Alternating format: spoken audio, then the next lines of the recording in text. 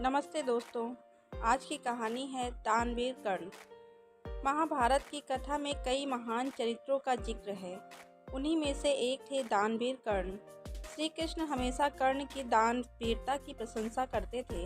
वहीं अर्जुन और युधिष्ठिर भी दान पुण्य किया करते थे, लेकिन श्री कृष्ण कभी उनकी प्रशंसा नहीं करते थे। एक दिन अर्जुन ने श्री कृष्ण से इसका कारण पूछा।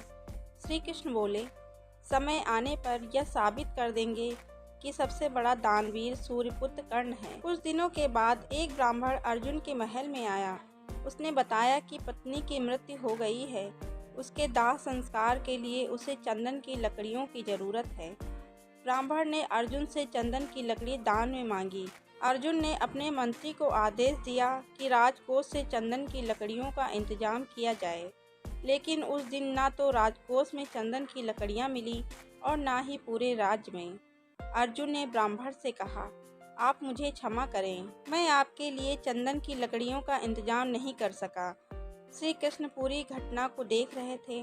उन्होंने ब्राह्मण से कहा, आपको एक जगह चंदन की लकड़ियां जरूर मिलेंगी, आप मेरे साथ चलिए। श्री कृष्ण ने अर्जुन को भी अपने साथ ले लिया। श्री कृष्ण और अर्जुन ने ब्राह्मण का वेश बनाया और उस ब्राह्मण के साथ कर्ण के दरबार में पहुँचे। वहाँ भी ब्राह्मण ने कर्ण से चंदन की लकड़ियाँ दान में मांगी। कर्ण ने अपनी मंत्री से चंदन की लकड़ियों का इंतजाम करने को कहा। थोड़े समय बाद कर्ण के मंत्री ने कहा कि पूरे राज्य में कहीं भी चंदन की लकड़ियाँ नहीं मिली।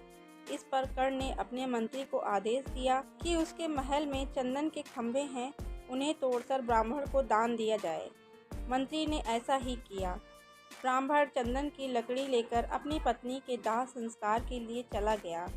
श्री कृष्ण ने अर्जुन से कहा, देखो, तुम्हारे महल के खंभे में भी चंदन की लकड़ी लगी है, लेकिन तुमने ब्राह्मण को निराश किया।